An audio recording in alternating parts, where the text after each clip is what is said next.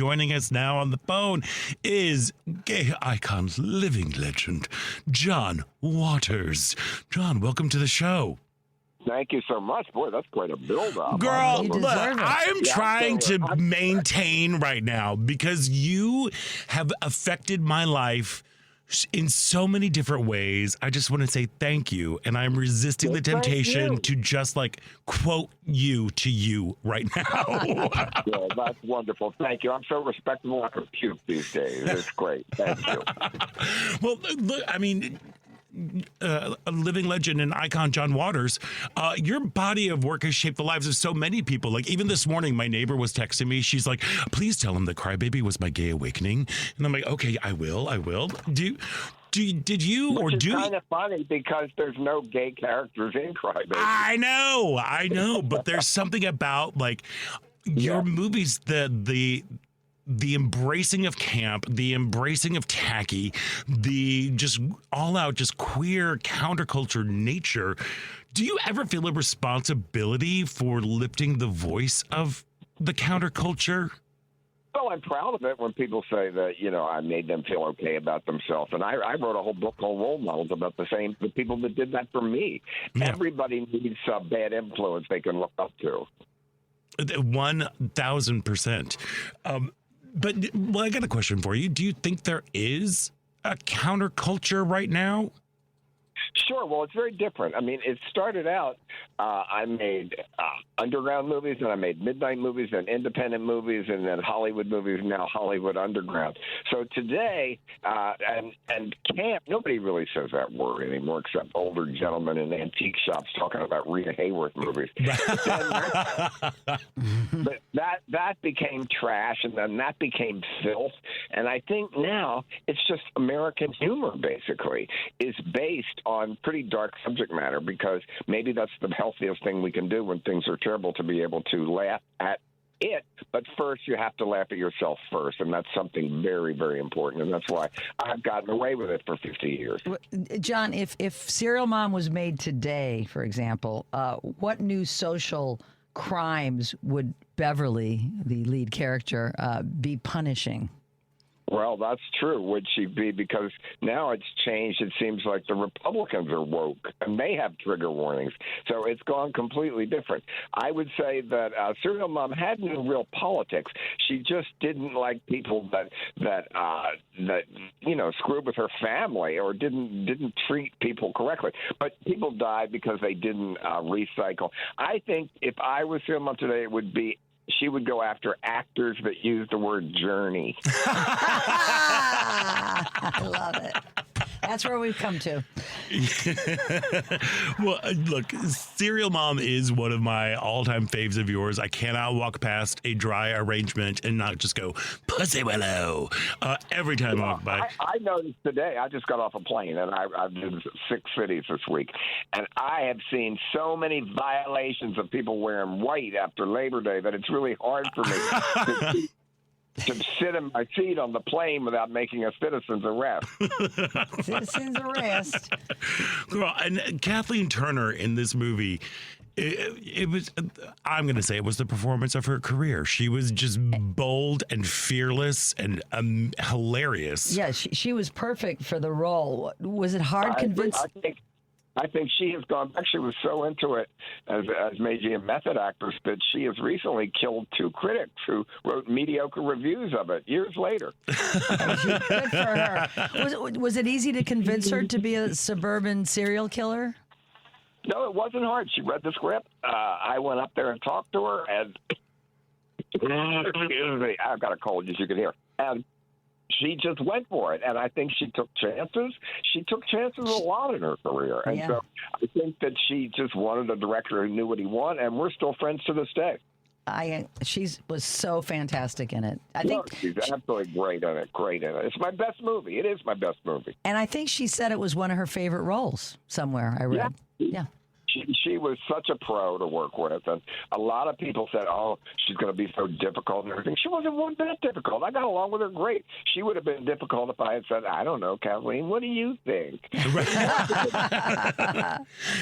want you to direct them, right. Right. So what is your process when you're directing a film? Is it like, how much guidance do you give, or do you just let the actors do their thing? Well, no, I don't. Let's just say I just released 6 of my screenplay books just came out, and this week I just did the audio version, and I play every single character in every movie.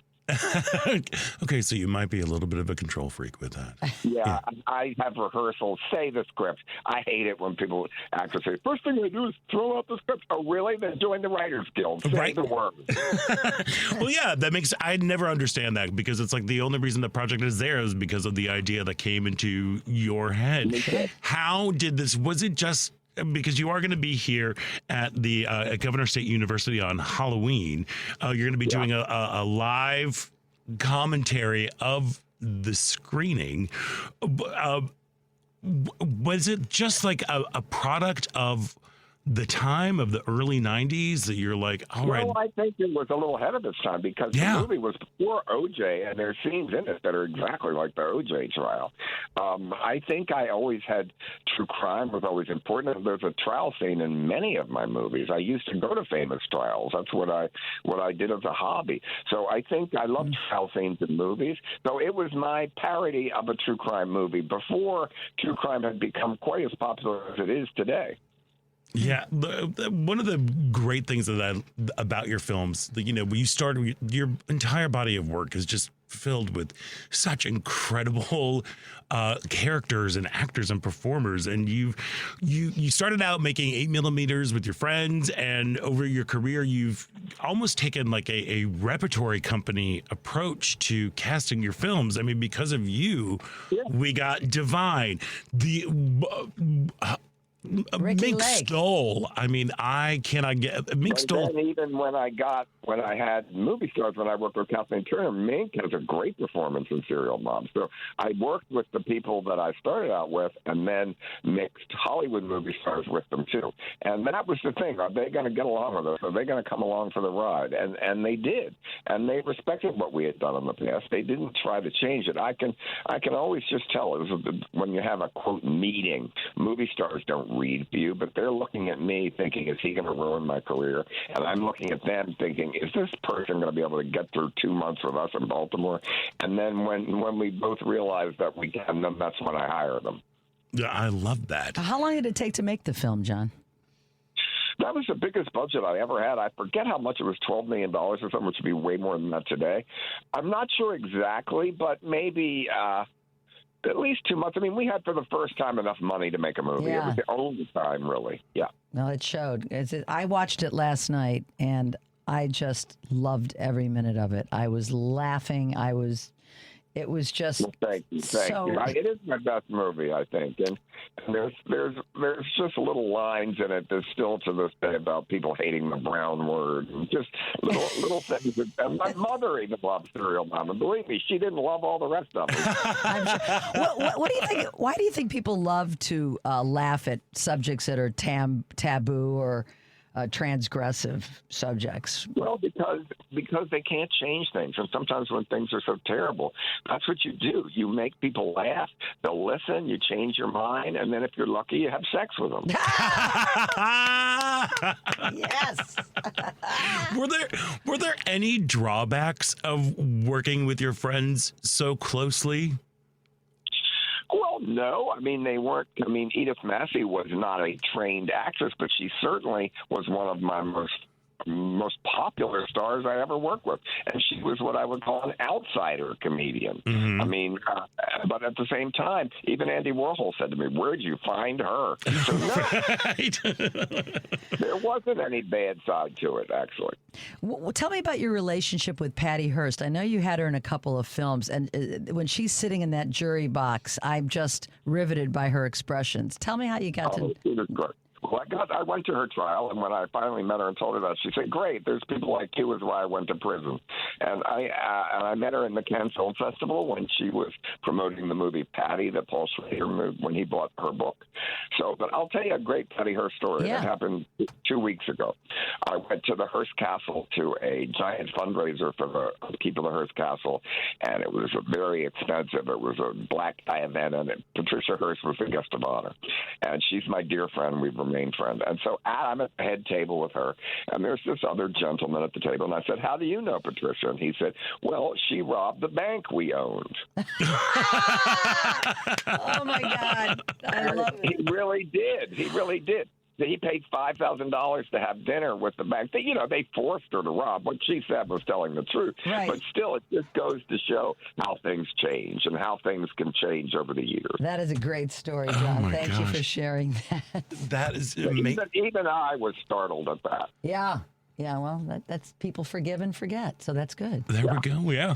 So folks, younger folks out there who might not be as familiar with your oeuvre, with the canon. Well, let me tell you something. I just did 6 shows this week, and in many different cities, and there were plenty of people that weren't even born when I made my last movie in the audience. So I'm lucky. The young people have continued to discover me, and that's the only thing. The only thing you can't buy. Yeah. Is there an order of your films that you would recommend for people who will want to do a deep dive of John Waters? Well, it depends how old they are. Right. I mean, if they're timid, Hairspray. If they're outlaws, Female Trouble. Mm-hmm. Well, we all want to grab our cha-cha heels. We all need them. Well, even drag queens get cha-cha heels wrong. They're not spike heels, cha-cha heels. Cha-cha heels are short, squat heels. Yes, and they're very comfortable and ladylike. And I wanted cha-cha heels.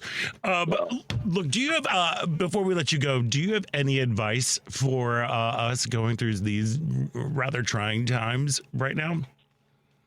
Well, the problem is you can't embarrass the people that we're against. So I mean, they ruin bad taste forever.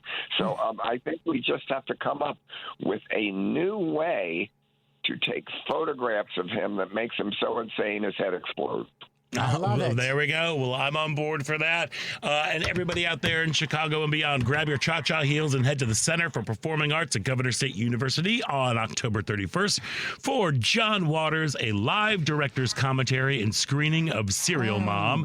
For tickets, you can go to govst.edu/John Waters. Just don't wear white. It is way after Do not Labor wear Day. white. You will not ever leave the theater if you do.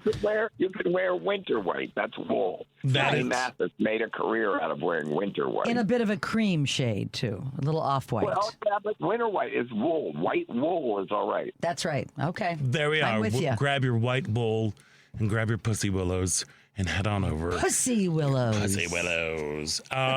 John Waters, thank you for taking time out today to join us, and thank you for letting your freak flag fly for so many years. Thank you. We love you. Thanks for having me. Bye-bye.